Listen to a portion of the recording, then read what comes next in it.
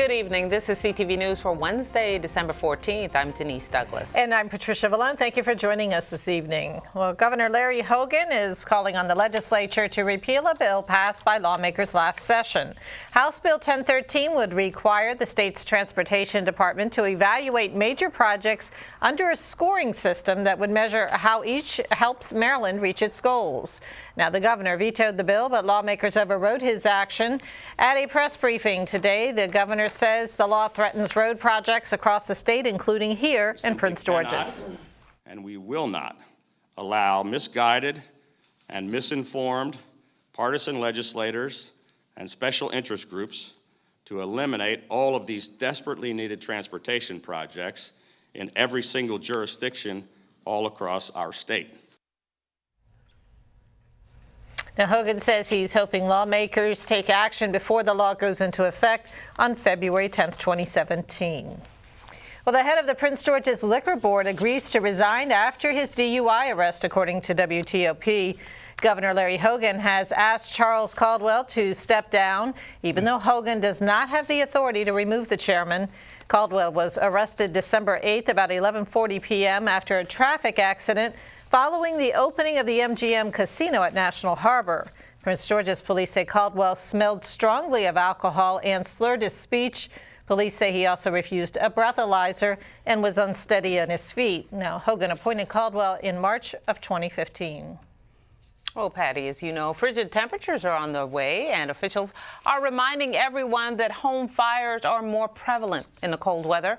Cooking and heating fires are the biggest culprits as people try to stay warm. Keep clutter away from heating devices and clean and check furnaces, fires, and chimneys prior to use. Here's some other advice. When you're outside, be sure to bundle up and keep your head and hands covered, and look out for others, especially elderly family members or neighbors.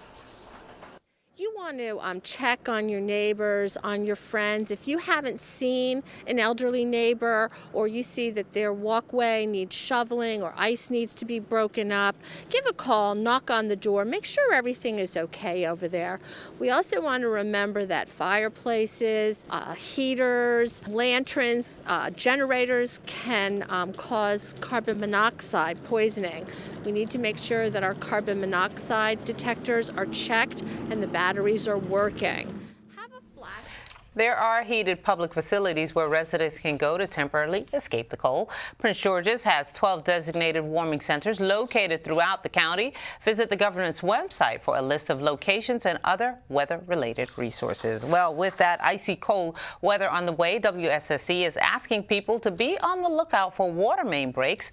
Company officials say sudden and extreme drops in temperature can shock the system and increase the frequency of ruptures. WSSC says it is ready for whatever may come and is asking people, if you see a water main break, call the utility company right away. We have an alert system that tells us when a small pipe breaks, so we really rely on our customers to tell us if there's a leak. We don't want it to get worse. So we want them to call us. The number is 301-206-4002, and somebody will pick up the phone and dispatch a crew to turn off the valve, make sure it doesn't ice up because it is going to be very cold, and we'll respond and repair it as soon as possible. And if you want to report a break, you call this number, 301-206-4002. Police are investigating a shooting in Brandywine this afternoon. According to authorities, 2 suspects approached a man and shot him after a robbery attempt. This all happened about noon near Danville and Claggett Run roads. When officers arrived, they found the victim suffering from gunshot wounds. He was taken to a hospital and is listed in critical condition. Anyone with information on this incident is asked to call 1-866-411-TIPS. And you are watching CTV News. I'm Patricia Vallone. And I'm Denise Douglas.